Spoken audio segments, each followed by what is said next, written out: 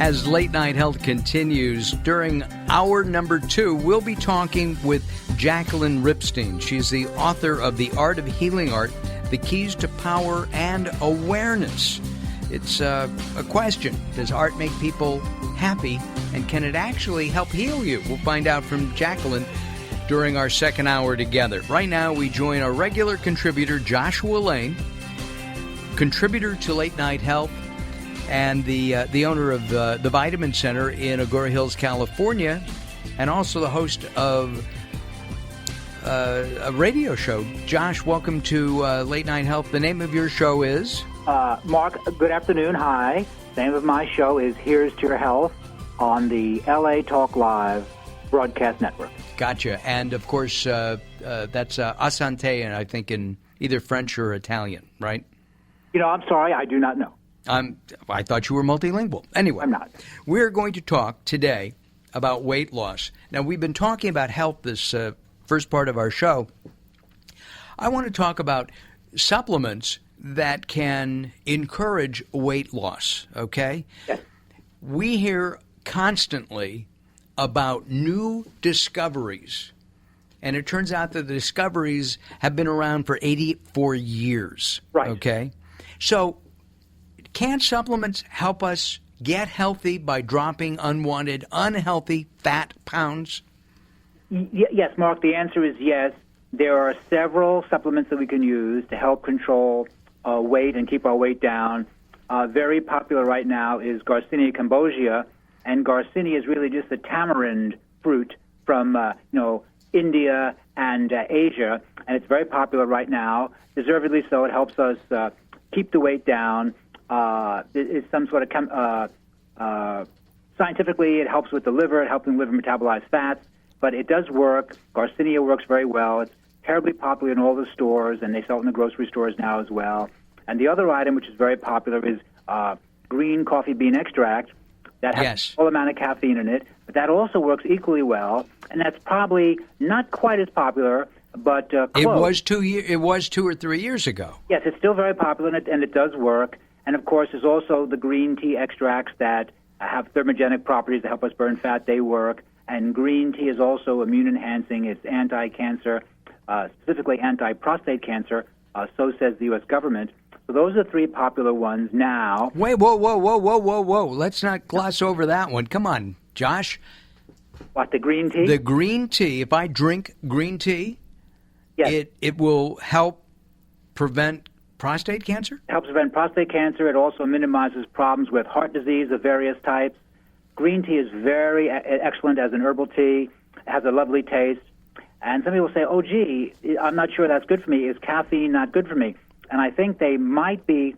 It's a complicated issue, but really I think coffee is problematic as an herb, either with or without caffeine.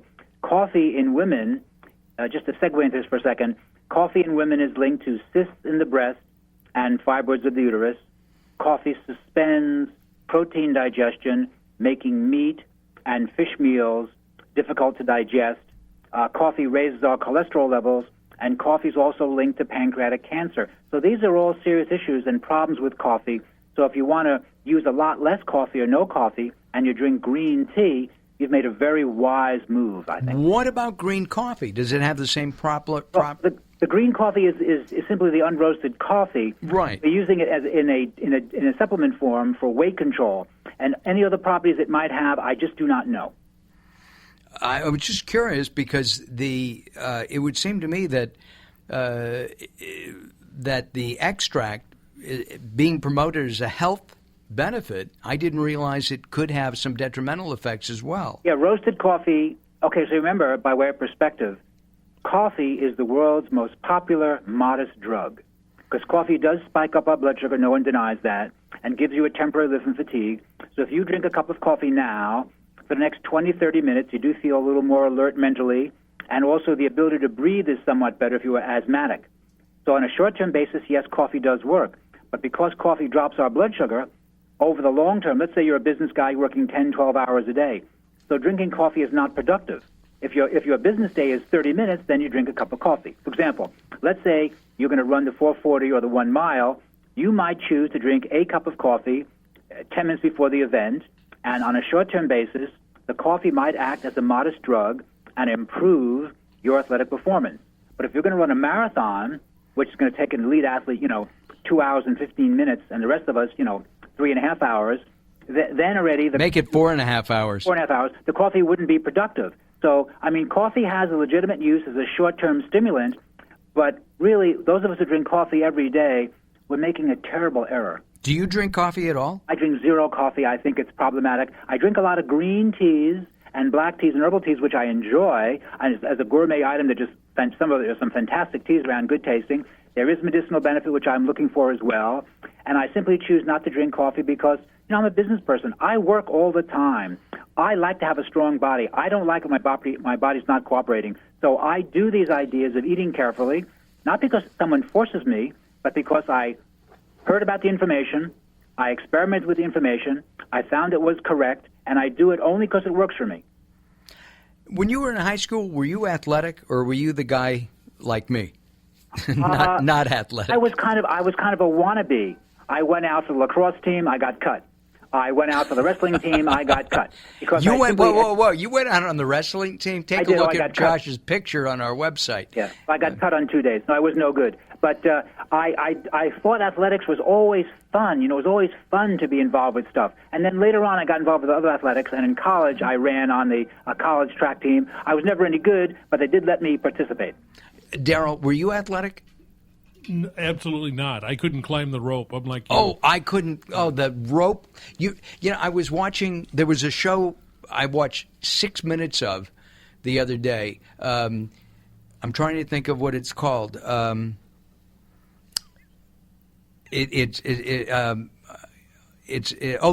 Goldbergs, and it took place in the 70s or the 80s, and Adam Goldberg had to climb the rope for the presidential fitness. Yeah. I couldn't do it. No, me either. Actually, in the 12th grade, I did it. I actually climbed the rope. I couldn't get down. I would do whatever I had to avoid gym class. It was not my thing. It was definitely not my thing. Our guest is Josh Lane. He's a contributor here on Late Night Health, and we welcome him to the show. Without exercise, can I lose weight using supplements, or is that not a good thing to do? Yes, the question is, can you lose weight without exercising, using supplements? The answer is yes. However, exercise is really very good for us, and no one disputes that. And so if you do exercise, the body just feels better. And through exercise, of course, the body, metabolizes things more effectively. So exercise is important for us. Again, you can lose weight just using a supplement, not exercising. But when you do exercise, the body does feel better, and it does help to keep the weight down. Although, let me say this, frankly, the most important thing for weight control is simply not to eat processed sugar. The reason so many Americans are so overweight is not because they have bad genetics. That's not it at all. They're drinking a lot of soda and eating a lot of cookies and cake and things with processed sugar. And the processed sugar is not only bad for our teeth and our bones and our heart, but is probably the single greatest contributing factor to overweight. And the reason you don't hear that said too much on the regular, TV is because all those companies advertise on the TV stations. And frankly, it's just the consumption of processed sugar. But I have not seen a C&H commercial for years. Right. Right. So, but I understand. Yeah, processed sugar is bad. I think in moderation, personally, and I'm not an expert. I don't think it's I know personally I should cut my sugar consumption way back. Mark, let me say this. What I do for a living, I own a natural food store in Agoura Hills, California, and wellness has always been my favorite subject. It always made so much sense to me, and I always found it so enjoyable to read the books and go to lectures and speak with friends who and colleagues who are involved with the subject, and it always worked for me so well. I would say the single smartest thing that any of us can do to be healthy is not to eat any processed sugar. And any adult who's listening to this broadcast tonight, if they stop eating all processed sugar, no cake, no cookies, no sugar-frosted flakes, for a month, they could always eat fresh fruit, that's always great, but zero processed sugar in a month, people would think, I feel not just better, but remarkably better. It won't be subtle. It'll be very obvious. Not eating processed sugar is the one thing that I'd like anyone who listens to my advice to do first. And they'll think, my God, Joshua, you know the subject. What I have done, not overly successfully, is to cut back soda pop. I love the taste and the feeling of soda in my mouth going down my throat. I like the bubbles. And so I have been drinking our friend's water, Castle Rock sparkling water. Right. And 95% of the time, that's perfect for me. Okay? Every now and then, I still need that can of Coke. Okay, so let me say this then. So every once in a while, you want to indulge yourself, fine. So that's kind of in the party food category. Yes. But once in a while. But I will say this. So in general, Mark, while you say you don't, you do pay a lot of attention to lifestyle, to what you eat. Yes. Let's say you tried an experiment, you took 30 days off, and you had no soda. You were very strict with yourself. I've done that. And for the first week or two, you think, I don't feel too much different. Why am I doing this? But by the end of the 30 days, you think, I feel remarkably better. Then you go out with your wife or with your son, and you have a Coke. And the next day you wake up and think, oh, my goodness, my neck hurts, and my knees hurt, and my back hurts, and my stomach is kind of upset, and I feel kind of foggy. And you think, it couldn't be the soda, but it's the soda. You throw it in there, and the body says, okay, I'm not going to do real good on this. I'll give you a symptom. I'll give you a headache. I'll give you gas. I'll make your neck hurt, your knees hurt. I'll make your skin break out. I'll cause trouble breathing. Whatever your symptom is when you have an allergic response or a sensitivity response. And if you and I were 5 or 10 or 15 years old and we had cavities, there's not a person in the world who would say, oh, yes, you're right, sugar doesn't cause cavities. Everyone knows sugar causes cavities. Now, teeth and bones are made of the same material. So as we get older, over the age of 30, we still have some cavities. We begin to have other structural problems. We get joint pain, joint deformities, heel spurs, neck spurs, bone spurs. And the processed sugar we consume leaches calcium from the teeth and the bones, causing a softening and deterioration of the bones in the joints. And then when we hit a certain age, say 50 and over, all the free calcium that's taken out of the skeletal system has to go somewhere. It goes in the circulatory system where it cements the arteries and blood vessels, contributing to hardening of the arteries. And coronary heart disease. Yes, it does. Exactly right. Exactly right. And also, if we see memory as a function of circulation, and if we have problems with impaired blood flow to the head, then we might have problems with memory, which we might call Alzheimer's or senility or dementia. It's not that sugar is the only factor there, but it is a major contributing factor. Also, Late Night Health continues. I've forgotten the name of our guest, but he is from Agoura Hills, California, and his name will come back to me in just a couple of moments. I'll give it to you. My name is Joshua Lane. I remember that name very well. Okay. And I'm Mark Allen, and when we come back, we're going to ask the question, the magic bullet. Everybody wants it. Is there one out there? Or do you have to work at it? Josh Lane is our guest. I'm Mark Allen. Late Night Health continues.